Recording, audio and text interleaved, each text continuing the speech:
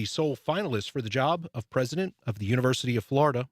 If we were here 5 years, 10 years ago, and I told you that the president of the University of Michigan was going to leave Michigan to come to Gainesville, most people probably would not think that that would be a move that someone would want to make. UF's presidential office has been filled with controversy in recent years. Previous president and DeSantis pick Ben Sasse left after spending 3 times more in a year than his predecessor, most of it on staff salaries, travel expenses, and celebrations. More rain in the forecast today in Jacksonville. Support for NPR comes from NPR stations. Other contributors include EBSCO, supporting open source technology and making open platforms possible for libraries of all sizes. Learn more at ebsco.com. And listeners like you who donate to this NPR station.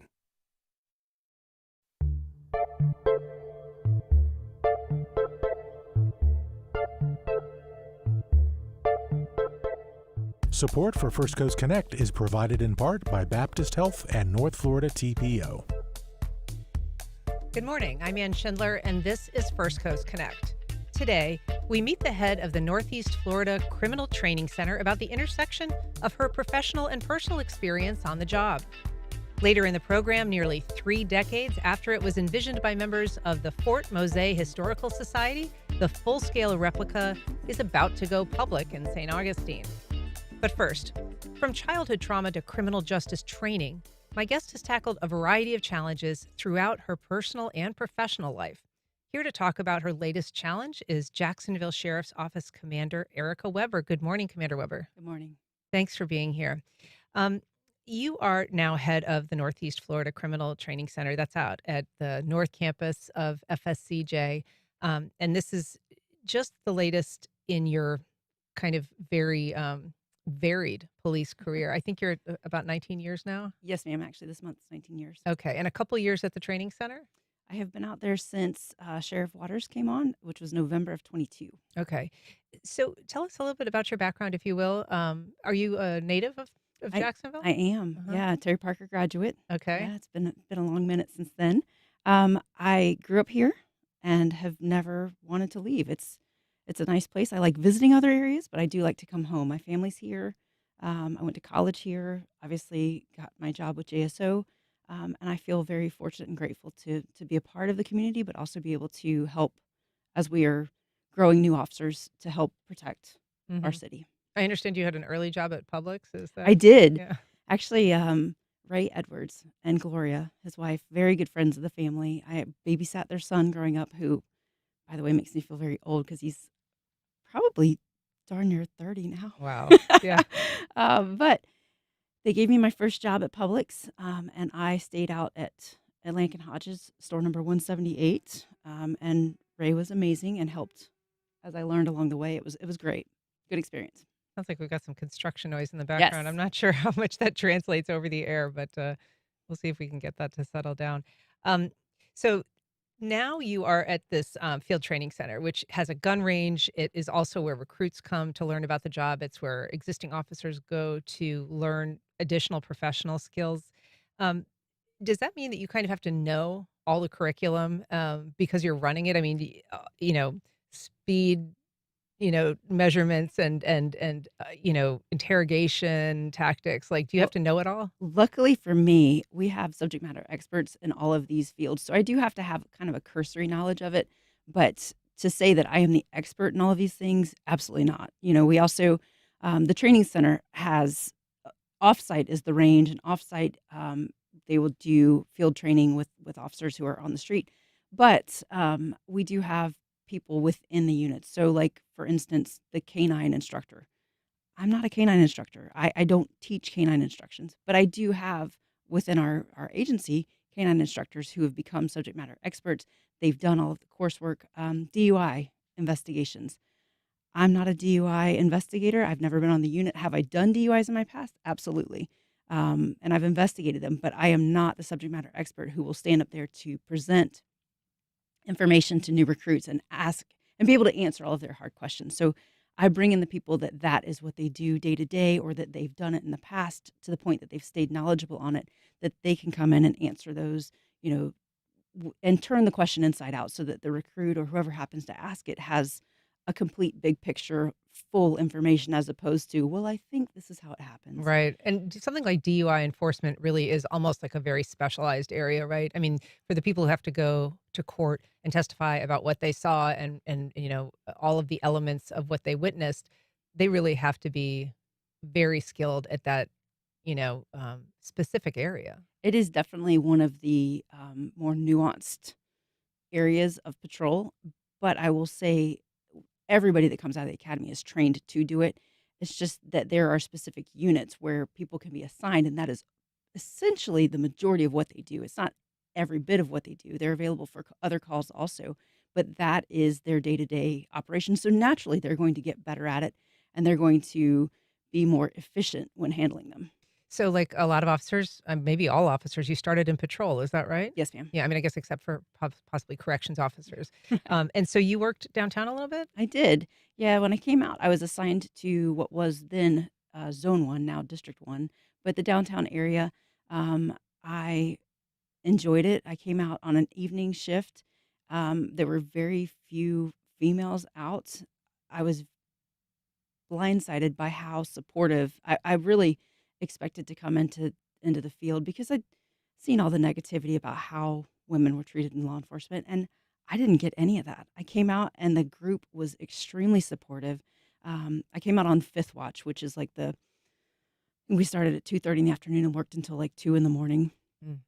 And so the sixth watch guys, the midnight shift, were the next ones to check on. And everybody was just, I was one of the team members. I did not at any point get treated any differently. And it was such a blessing and a good experience to come out and just be able to be a part of the team. When you're assigned a district like that or a zone, as it was the case at the time, do you have a lot of feeling about like, oh, I'd prefer this district or this zone to work in? Some have certain reputations. Perhaps some are seen as a little more, challenging, a little rougher than some other areas. So when recruits are coming out of the academy, they get an opportunity to kind of give a wish list. It doesn't mean that we can 100% guarantee that that's what they're going to get, but they do get a wish list. So like, I would like to go to this area. And generally it's because my friends and I got together and we're in the same recruit class and we're going to take that camaraderie to the street. But in my situation, I did not get the area I requested, but it turned out to be a very good experience regardless. So I think in the end, it all worked out.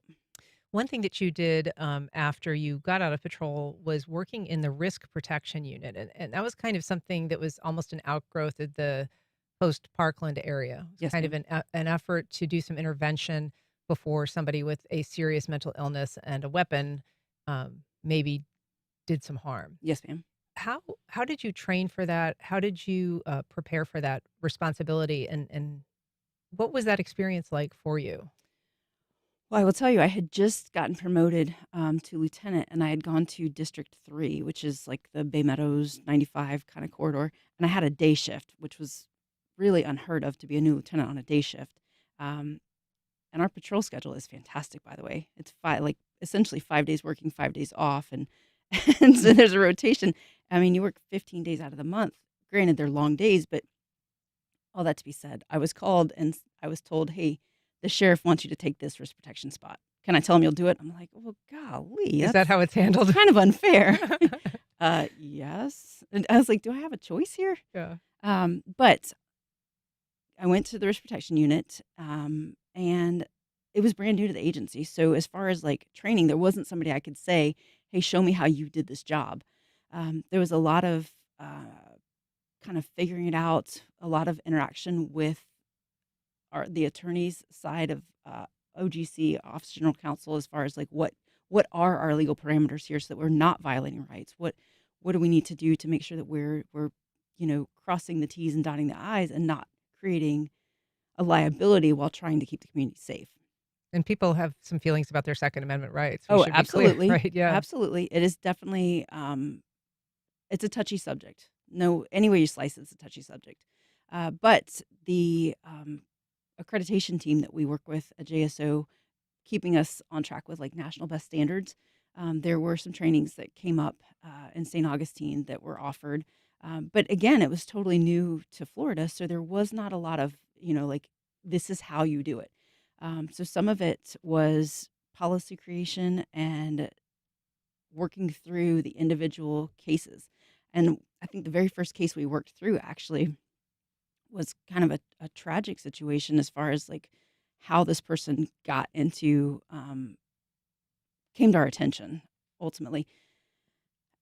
And somebody that's really not been a problem any other time, but just had a mental health crisis and was creating a dangerous situation for neighbors that, as a sheriff's office, how do you let that go? If you lived next door to that person and rounds were coming through your house, what do you expect the sheriff's office to do there?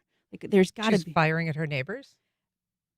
She was not firing at her neighbors, but firing from within her home at what she believed were people in her home that were not there. Mm. So, like, what do you do with that? And so, what did you do with that? Well, we we did get the RPO, the risk That's the protection risk. order. Yes, ma'am.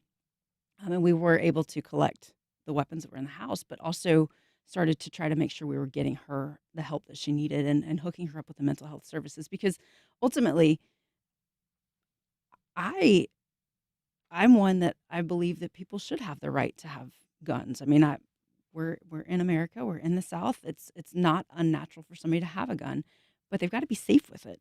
And in this situation, she was unable to be safe with it just based on kind of what was happening within her mind. So, getting her the help that she needed was ultimately the goal of the sheriff's office, while also keeping everybody else safe. One of the jobs that you took on was also working in the dispatch center where 911 calls come in. Um, what what was that like? I mean, you were overseeing the folks that are taking these calls. You also trained to take those calls yourself if needed, and I guess on occasion did. Yes, ma'am. Um, what is it about that job that you think people maybe don't understand?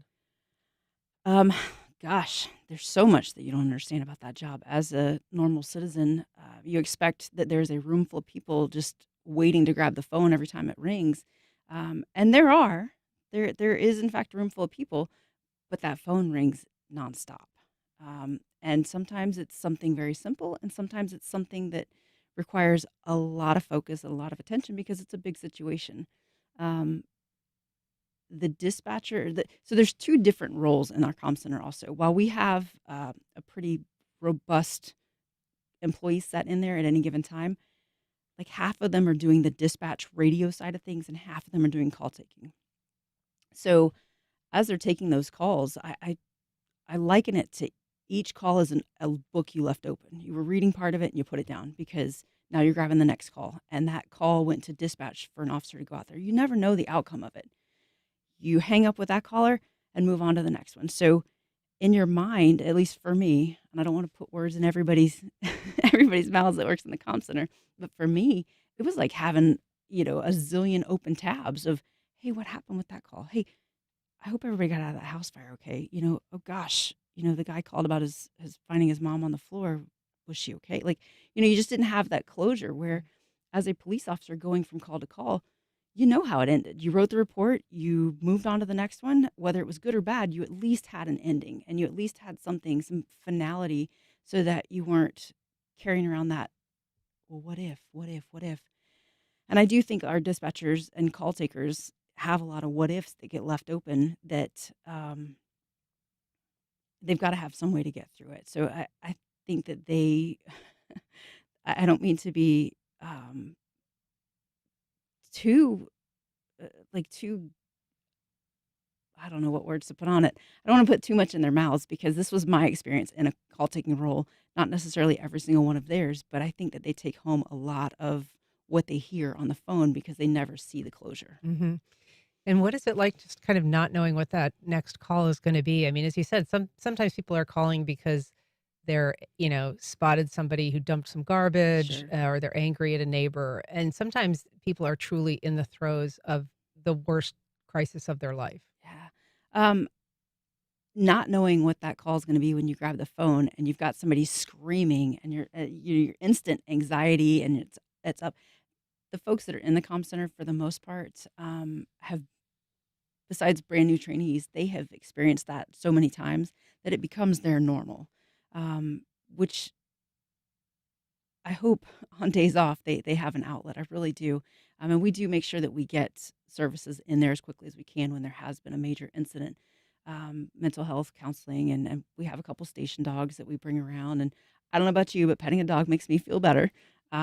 So we do try to make sure that we are taking care of them as best we can. But I think about the young man in a pond. I took a call of a child that was drowning, and I remember just being incredulous taking that call. And it was third party. The lady on the scene could not get her phone to connect to 911. I don't know what the issue was with why her phone would not connect, but she could call her mother. So her mother called 911. So the mom's relaying stuff. And I remember asking the mom, "What do you mean nobody's helping him?" And it was just like, looking back, I think about how that question didn't help the investigation at all. It was like being able to, like, I'm a police officer sitting in a comm center. Like, let me go. I want to go do this. I want to go help. I want to be able to help. So as the officer got there, it worked out. The officer, and I'm sure you saw, it was posted to several media outlets, but she actually went in the water, was able to help retrieve the child, and started CPR before rescue showed up. But it just, the what do you mean nobody's helping? That moment, and I experienced that going in there and taking calls. And I wasn't in there all day, every day taking calls. They're on 12-hour shifts in our comm center, so they are in there all day taking calls when they are on the call taking responsibility for that day. So it's 12 hours of, what do you mean nobody's helping? What's going on? Like, help me understand what you're seeing, so Sort that of a helpless feeling. I felt that way. Yeah. And in the end, they are helping. None of these calls would ever get a policeman to them or policewoman to them if if our call takers weren't so professional and able to compartmentalize and get that information um, squared away and put together in such a fashion that it could be sent out to the zone or district for calls. So they're amazing. Our call center does amazing work, and I don't think that they get the accolades that they should from the community. And that everybody that calls up, the phone's been ringing for 10 minutes. I'm like, yes, ma'am, I understand that. How can I help you now? It's like everybody's so ready to bark because they don't understand the big picture of what's going on, and everybody's calling because they need something and they need it now. It's definitely a difficult position to be in. How is staffing for that? I mean, there was a time when it was very understaffed. Is it better now? It is better now. The staffing has increased dramatically as far as applicants and qualified applicants.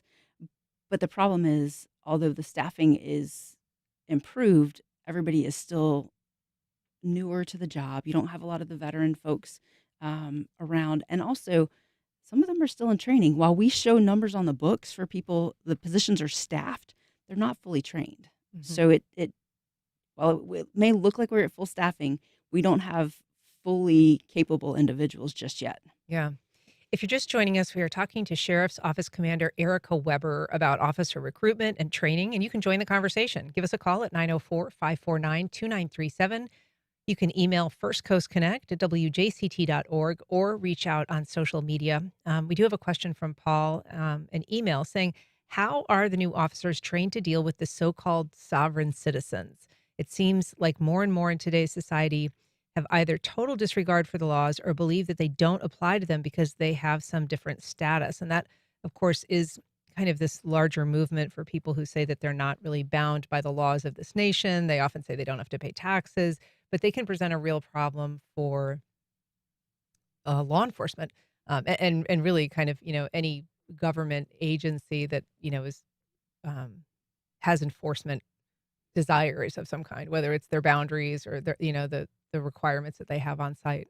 Great question. Paul, the Criminal Justice Standards and Training Commission actually sets the basic recruit training that everybody gets. And there is a section it's 770 full hours for police training from the state that we have to deliver. And there is a section in that training that deals specifically with sovereign citizens. But it also comes up when we do talk about Second Amendment right or amendment rights and being able to provide information when asked. If a crime was committed, there is an obligation to provide your identifying information and for that officer to conduct his investigation. It's not obviously if somebody's done nothing wrong and it's a consensual stop, we would not push that issue. But the training is given at the time of recruitment, but it's also something that we do go over throughout different training modules that will happen throughout the year as well. Hmm. Um, I wanted to ask you about, I mean, kind of after that stage of your career working in the call center, you moved into the special. Um, it's not called special victims, Special assault. special assault, Mhm. and that's things like child abuse, elder abuse, child sexual abuse. How did was that another assignment where you got a call and they said the sheriff wants you to go there? Are you going to do it, or was that something you chose? No, so actually the order's a little bit different. I came out of patrol and went straight into it was called sex crimes then, but special assault as a detective. So I went straight there, and that was when I came to JSO. All I wanted to do was be a sex crimes detective. Like that was my goal, and when I hit it pretty quickly, I was like, okay, now what? Now what do I do? So I spent 4 years as a detective in special assault, and then through a series of promotions, I was able to go back as a sergeant and worked 2 years as a sergeant in there. Okay. Then I was able to actually go back as a lieutenant also, and I stayed as a lieutenant for 2 years with them before I went to the comm center. Okay. A lot of people would think that that's the last place that they would want to land. Those are some very difficult, there's internet crimes against children. There's, all kinds of abuse cases that people in those roles have to witness. Very hard, not to take that kind of stuff home. What was it that drew you to that particular? Why did you want to go into that particular unit? So straight out of college, I actually went to the Department of Children and Families, interned with them, got a job with them, and was with their sex crimes family violence unit at DCF. From there, I went over to the child protection team and was doing their law enforcement interviews of sex crimes or physical abuse victims. I was a victim myself as a child, so I think all told, truly being able to help people put their pieces back together and being able to help families move on and kind of understand what's next um, was very helpful for me. And I don't mean to make the job about me. It's not, it was never my intent. But being able to be in a place where I feel like I could do the most good was important to me. And there's some there's some bad stuff to be seen in law enforcement. I mean, there's some scenes and some things that you can't forget. No matter how hard you try, you cannot forget. So, in an effort to try to make those situations, I guess, as as good as they could be, and it's a bad situation regardless, but to make things better for others, I felt like I would do the most good in a special assault role, and I stayed there. And that's not an uncommon opinion for people to say, "Ooh, I could never work there. Ooh, I don't want to hear that. Ooh," you know, but being able to tell families at the end of the day, "Hey, this person will be held accountable for what happened to you and your family." That was the fuel for my gas tank to keep me going, and that was the impetus to show up every day. And there were hard days. There were days where situations maybe were similar to what I experienced, and it was one of those like compartmentalize my own stuff and deal with your stuff. But at the end of the day, being able to at least help a family, I couldn't fix it. I couldn't make it not have happened, but being able to help them understand what happens next, what resources are out there, um, how to heal, I think was my driving factor and focus. And at some point during your service doing that work, you were kind of motivated to readdress what happened to you as a child. Is that right? Yes, ma'am. How did you go about that? Um, so at the time, I worked for a lieutenant who was also very close. Well, we had been friends before I worked for her, and I went to her and just said, "Hey, listen, this happened to me in my past, and I would like to. I'd like to follow up on this investigation because it had previously been investigated, and it just that investigation fell flat. But because of my age, there was no statute of limitations issue on it, so it was readdressed. And because I was in the special assault unit, nobody from my unit could work it. They did not want there being any kind of conflict of interest, so it actually was worked by the integrity unit, which is the unit that investigates essentially police officers who have committed criminal acts. So they took it completely out of our shop and into another shop where I was not friends with those folks. I mean, I love all JSO members, but so that they weren't impacted, so their decisions could be clear. And so what was the resolution? Did you have to kind of go and testify at some point? Was this litigated just kind of how any other case would be? Was there some Yeah, punishment? it was it did not go to a trial. There was a plea agreement in it. Um, but the the process was the same as any other investigation. Um, the person was out of state at the time, so a warrant had to be obtained. Um, Luckily for me, he actually brought himself back to the state to confront. I told him I wanted to confront him about it, so he brought himself back. And during that situation, it was not in Jacksonville where we met. He was scared to come to Jacksonville, so we met actually in Daytona, and so the warrant would have been needed anyway because we were out of jurisdiction. But I sat down at a Panera with him and his wife and discussed the things that he had done to me, which was really difficult. And it's, I think back to the times, like as being a sex crimes detective, where we would ask people to help us confront the person that had done something, and how, I don't want to say like nonchalant we are when we ask that, but just like we do it all the time, so we don't think much of it. But having to be in that seat and the anxiety of being the one that this happened to you, I mean, I can feel it right now. Just the feeling of like, I don't know. It's a like what's going to happen next. Almost not fear, but just an uncomfortable, like, what's he going to say? How's this going to go? Like walking into a new job, that whole, like, just the apprehension of not knowing what's coming. And I think about how many times I put people in that position, again, for the furtherance of their case, but how little I had thought about it until I sat in that seat and had that feeling myself. How do you think your case, I mean, a lot of times people, when they bring a case that comes years later, there's sort of this reflex as to, what took so long? hmm Um, did you feel that from your colleagues when you brought it forward? Do you think that your situation helped them understand that in any way differently than perhaps they had? Um, you know, Years back, there was a movement, the Start by Believing. I don't know if you remember. It's been probably, gosh, 12 years maybe that was a big push. Um, the Women's Center was instrumental in starting and making sure that the sheriff's office was picking up on that. And I do think that people looked at it a little funny, like, you've been in this unit for how long and now you're just saying something? Like, really? Um, but I also think most of the people that are in the special assault unit are in there for the right reasons and that they understand the big picture.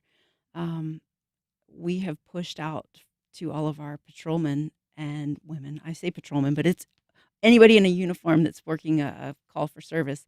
Um, the trauma-centered approach and how it's a way of interviewing people that the CGSTC and FDLE have also embodied, but it's a way of interviewing people where you're giving them kind of the floor to tell the story, the experience in their own words. And people have a myriad of reasons as to why they don't come forward at the time when things happen as their young children. And in my case, I did. I told my parents. It just didn't get handled. So And was there something wrong with the investigation? no, no, there was no investigation. And I love my parents. They tried very hard to do what they believed was right. I think I'm 46 this month, and I was 11 at the time. I don't think that the community was talking a lot about what to do if something happens to your child. I don't, and I think my family kind of rallied the wagons, like, we're just not gonna talk about it. And I don't blame them necessarily for this not getting handled. Then it would have made things a whole lot a whole lot easier for me. And who knows where I would be now? Maybe this wouldn't have been my path. Um, but I say all that to say, I do think, given the ability to change the situation, they would have done things differently. I do think if they knew then what we know now, they would have done things differently. At least that gives me a little bit of solace. I Yeah. hope that's what would have happened. Thank you very much for sharing. I know that's a difficult story to talk about. We do have a call from Mark on the west side. Good morning, Mark. Go ahead. Yeah, thanks for letting me follow that. I was a 911 operator many years ago. I had just gotten out of the Navy. This would have been in the 90s. And we were, it was a horrible situation back then. We had this horrible 8-hour rotating forward every month shift. We're always short. We had like 2 or 3 veteran operators and dispatchers, and then everybody else was brand new all the time, a lot of turnover. And one of the things that really got everybody, that was a contention, was for the turnover, was the pay was so low. I mean, it was you could have got, I remember somebody had gotten a job to work at a 7-Eleven and was making $2 an hour more. Now, that was 30, 40 years ago, and I know that the 911 people's pay isn't attached to the police officer's pay, but I do remember a couple of years ago, there's a whole talk about the pension agreement and raises and all that kind of stuff. So what is the pay like now for these burdened operators? Ooh, we're going to have to look that up. I did get a pretty sizable bump for them when I took the unit, and they have since gotten raises contractually as well. I'm going to have to look. I don't know the number offhand, but I will definitely look that up right quick, like Mark. I will tell you, we've had a lot more with the raises, and you're right. The pay was somewhat abysmal when I first got there, and they had not seen raises in quite a while. So the chief that I worked for at the time and I pushed very, very hard to get them increases so that they weren't being paid less than, the convenience store clerk or places where the money should. That job is difficult. The money should match that. So we've definitely increased it. And I'm looking, there we go, dispatcher. So also, Mark, we're not hiring, previously we were hiring call takers, then dispatchers. We're now hiring to do both positions. Kind of interchangeably. Correct. Mm. So the starting pay is just over $52,000 to come on with us. And then over time, obviously there's the annual raises that are attached. That is a union position also under AFSCME. So raises do come with the union contracts that are negotiated. I do want to ask you, because you mentioned dogs earlier, and I know that you're a bit of a dog person, but you've also brought or helped usher in the era of kind of these therapy dogs, Buster among them at this Buster's station. amazing. Yeah. That's kind of changed how the environment feels. And it's been, I think, a lot of fun for you and some of the officers just to kind of have that animal outlet. It definitely has been. So Canines for Warriors out in Ponte Vedra partnered with us, and they have brought us 4 different station dogs. So we've got Buster, Leroy, Charlie, and Sunny. Sunny is primarily with corrections. Charlie she goes out. She's a big, beautiful white doodle dog. She goes out with the officer-involved shooting debriefs and the critical incidents. And then Buster and Leroy make their way around the station, and they're just, I describe them as the light switches. Like, you could be walking through the hall having a ho-hum day, and the second that you see one of those dogs, it's instantly better. The tail's wagging, their ears are up, they're just excited to see you. And I adore the dogs. They make me happy. And it's not about me 100%. It's the same way for anybody else walking down the hall. One of the Leroy's main primary, I call it primary mom, Melissa, texts me all the time about how happy she gets just seeing how happy other people are when they see Leroy. So it's a total warm fuzzy for the entire agency. I think you have 6 dogs yourself. I so- do have 6 dogs Okay. myself. Don't ever get 6 dogs. 6 dogs is too many. Yeah, I would say easily. Well, listen, Commander Weber, it is so nice to meet you. Thanks so much for coming in Thank you. today and telling us about the center. Appreciate it. Thank you. All right. Up next, a momentous day has arrived. We'll tell you what to expect at the unveiling of the historical replica of Fort. Welcome back. Well, tomorrow is a big day for a St. Augustine property that has seen a lot of history, the unveiling of the replica Fort Mose. Here to tell us about the project and remind us how we got here is Julia Gill Woodward. She's the executive director at the Florida State Parks Foundation. Good morning, Julia. Good morning. Thanks for having us. We are also joined by Charles Ellis, Fort Mose Historical Society president and Black Mose Militia member. Good morning, Charles. Good morning. Thank Well, you for having us. Thank you for coming back on the program. So Absolutely. it has been almost 3 decades since this project was first envisioned by the Historical Society. Charles, remind us how we got here. Oh, it's been a journey, and a wonderful journey. We got there. The Fort Mose Historical Society and the militia went out on this journey to put together this plan to sort of build the fort. And the saying was that, how can we have a museum and call the museum the fort when the fort is not there? So this journey started back around 2012, and a couple of the militiamen, along with the staff, not the staff, but I guess the board of directors got together and had several planning meetings. It's where we sat down and talked about putting this fort together. And over the years, this has prevailed through a lot of golf tournaments and a lot of other special events that Become a reality. took place. And so this is how it really began to happen and unfold. Yeah. And I mean, we should remind people of the history of this site. It's obviously got a lot of history in St. Augustine, even though the original fort is not there. It was built in 1938. It was destroyed and then rebuilt and then kind of vanished for a while. It was rediscovered in the 80s and then acquired by the state as a historic landmark. So, Julia, what's the reason behind wanting to have an actual replica fort since the other one has sort of been lost to time and tides and the marsh?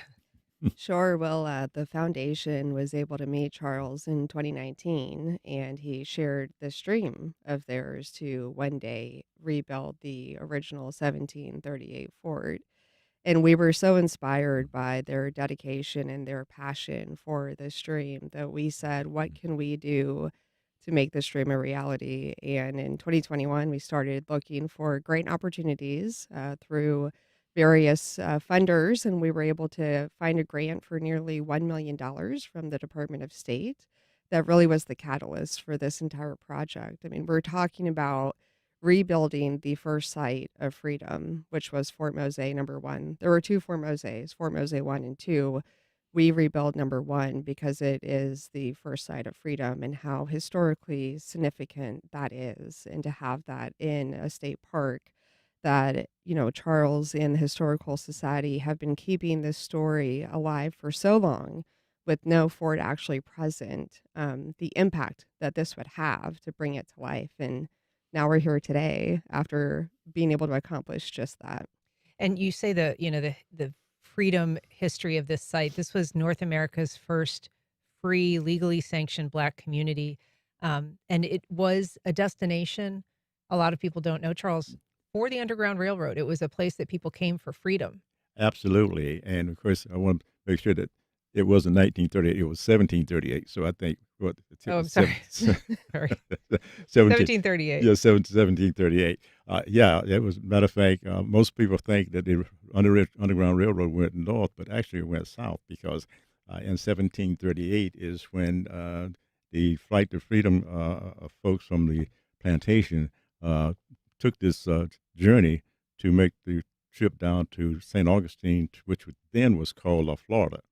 And during that time, it was around 370 miles. And so when you're thinking about the journey it took and also the determination to be free, it was quite an event for them to make that journey. So during making that journey, you look at the possibility of going through the woods and the rivers and traveling mostly at night to make that journey to gain that freedom. So when you think back around 1738, when there was really no traveling per se, or your only travel would be on foot, and also the highway that you travel, which we consider today Interstate 95. Their Interstate 95 back then was the rivers. And so they use the rivers, and also they use the Yamasee and the various indigenous people to make that journey to Fort Mose to gain their freedom back during that time. We have a message from Ed on Facebook saying, kudos for recreating the fort. Looking forward to visiting it. So let's talk a little bit. I mean, this, as we say, has been a long time coming, but now there is a huge celebration planned. The ribbon cutting is tomorrow, and then Yes. it kind of kicks off a whole weekend of events. Can you tell us just a little bit about how you envisioned the way to celebrate this and what the elements are?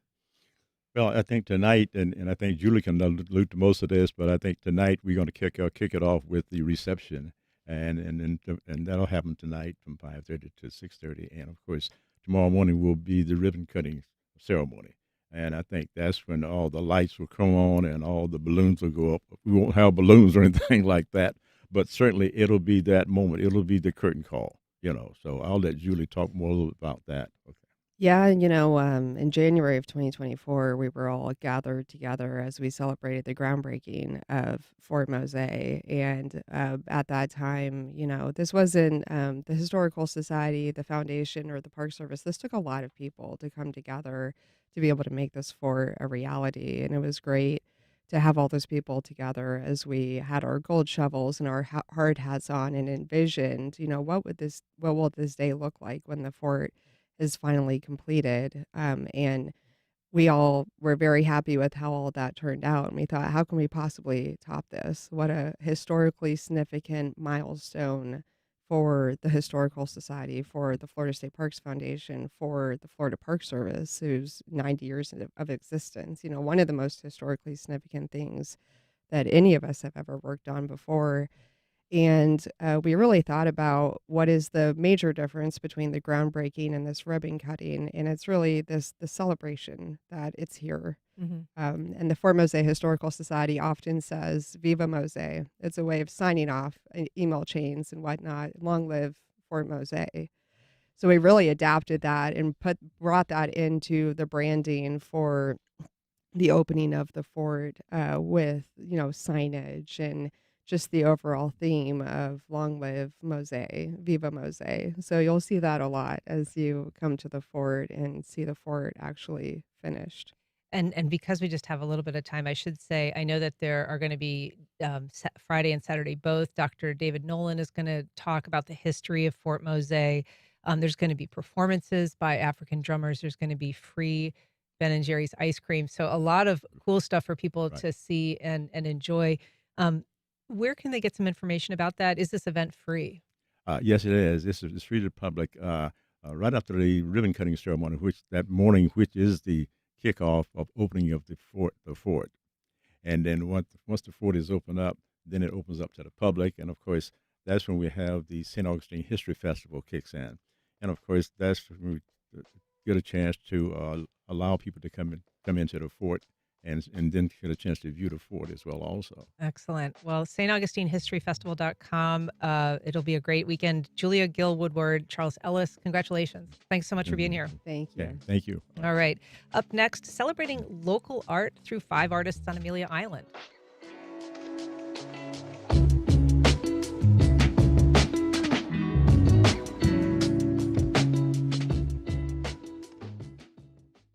Congaree & Pen, dedicated to agriculture and culinary endeavors, offering field-to-fork dining and outdoor experiences on over 300 acres. Sip, dine, explore. Information at congareeandpen.com.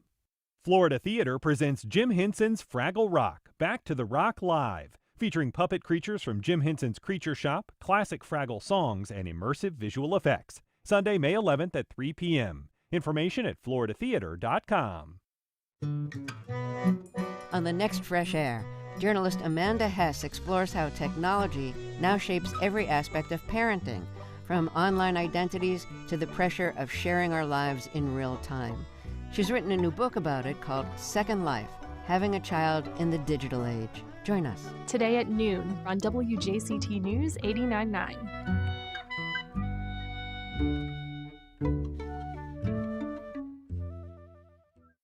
The U.S. is the largest timber producer in the world, but the domestic lumber industry is hurting. We went from 80 employees and 25 trucks and 3 or 4 different logging operations down to no logging trucks now and 12 employees. Why? Well, the U.S. is also the world's biggest lumber importer. And the Trump administration says the solution is to slap tariffs on lumber imports and open up more federal forests to logging. That's on the next On Point. Today at 11 on WJCT News 89.9. It's an anniversary that's both joyous and somber. May 8th, 1945, the date when Nazi Germany surrendered to the Allies, ending World War II. But 80 years ago, what did VE Day sound like? We're thinking of those who will come back and the many who will never come back. We sample what those in uniform heard from Armed Forces Radio on the next 1A. Today, starting at 10 on WJCT News 89.9.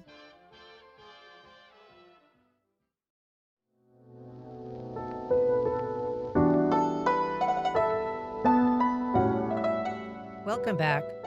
Amelia Island may be constrained physically, but the art community is expansive and growing. Here to tell us about an upcoming exhibition showcasing that creativity is Lauren Templeton. She's the founder of Amelia Art Studio. Good morning. Hi, good morning. Thank you so much for having us. Thank you for being here. We're also joined by Heidi Dinius, a teacher at the studio, and studio manager Stephanie Dinius. I'm guessing there's a relationship here. Yes, mother and daughter. Yes. Welcome. Thank you so much for being here. Appreciate it. So, Lauren, you actually started your work as an artist studying at the Corcoran School in D.C. Yes. You've been an educator for more than a decade. What prompted you to create the studio in the first place? I founded Amelia Art Studio in 2016 to create a space for artists of all ages to connect through creativity.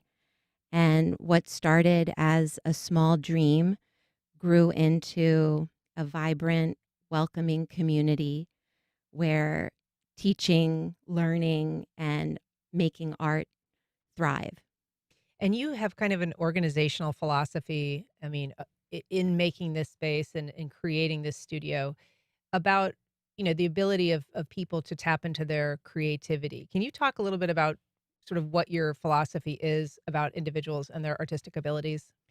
Yes, well, our teaching methods are very much reinforcing the principles of design, elements of art.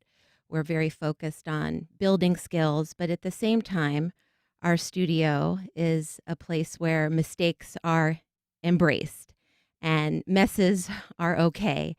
And I know Stephanie and Heidi are with me in that full belief. We believe everyone is an artist, and we cultivate that special thing every day that we're working in the studio. Absolutely. Stephanie, how did you come to your artistry personally, and talk a little bit about the idea that everybody's an artist? I mean, truly, is everybody an artist? Well, I know that what a lot of it comes down to is art is extremely subjective. So you will look at something that is produced and be like, oh, I like this. This is beautiful art. But art is really about the process of the artist to produce something of themselves on display for people to then look at and judge what they see. Some people like it, some people don't, but it is really about that process. We all innately have that process. You think about a child, you give them a crayon, they are like happy. They just so much, just the color, the vibrancy, the creating. And, we encourage that. And then as we get older, we tend to be like, well, this doesn't look like the horse that I'm trying to draw. And it's like, well, no, that's not what this is about. It is about expressing yourself and enjoying that process and feeling really proud of going through that. So the artistry is kind of the act of creation more than Absolutely. Interesting. We really emphasize process over product. And developing the confidence in the kids in their creative abilities and their artistic abilities. And not only that, but the confidence in taking risks and finding their voice and expressing themselves. That's key for us. And Heidi, you're obviously a much younger artist yourself. How do you approach sort of the idea that a mistake is something to embrace, or not getting caught up in the kind of like not maybe liking what you've produced and being able to appreciate the act of creation? I honestly just see like a mistake as just another opportunity. It creates something that you can go from there. It's like you put a line in a place you didn't mean to, but what can that line become now? It's like, what are the possibilities from this new thing that you've created? And it's like a journey, you just get to follow along, and where you end up is usually completely different from where you thought. But you're like, hey, that journey was fun. This turned out different than I wanted, but I had a lot of fun doing it and I learned a lot. And it's kind of like life. Like, we make mistakes and you just move on and learn from it and you grow as a person. How do you not get fixed though on like, this is what I want it to look like when it's done? It's hard. Some of us are perfectionists. We just want it to be right. But we try to make an environment where we say it's okay. Mistakes are made all the time and it's okay. Yep. And so this upcoming exhibit it includes some artwork from you all, from other artists who are, studio regulars. Describe what people will see when they come to it. This is an event that is on Friday, May 16th, is kind of the opening. What kind of art will they see? Yes. Well, it's certainly a mix with 5 unique artists. We each have very different styles. I am an abstract painter. I paint expressionism, but I'm also including some expressive figurative illustrations. Heidi's a multidisciplinary artist. We have 3 other artists joining us, Asher Cobb, Danielle Dumont, and Andrea Jones. So all different mediums, all very different and unique. And yeah, and people can actually look at our live stream if they want to check out some of the artwork of the various artists, because we are showing some pictures of their different work. Thank you. Awesome. Yes. All right. Well, this is called A Celebration of Local Talent. It's Friday, May 16th at Amelia Art Studio. Thank you all so much for being here. Lauren Templeton, Heidi, and Stephanie Dinius, thank you for being here. Appreciate it. Thank you so much, Anne. Very All right. much so.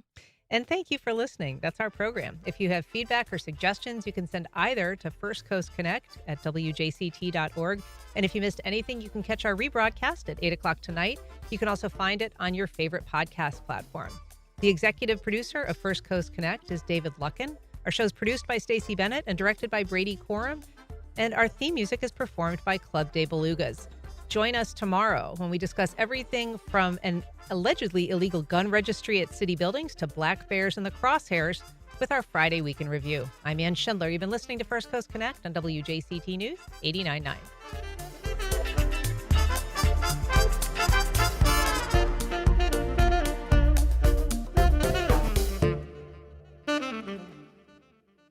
Support for First Coast Connect is provided by Baptist Health and the North Florida TPO. Baptist Health is a proud supporter of First Coast Connect. Baptist Health, committed to building a healthier community for all of us. More info at 202-4YOU or baptistjacks.com. The North Florida TPO is dedicated to transportation planning, funding, clean fuels, and new technologies for a vibrant, resilient, and connected region. More information available at northfloridatpo.com. AEG presents Hauser, The Rebel is Back Tour. The Croatian cellist brings his blend of classical, pop, and rock music to the St. Augustine Amphitheater on Sunday, May 18th at 8 p.m. Information at theamp.com.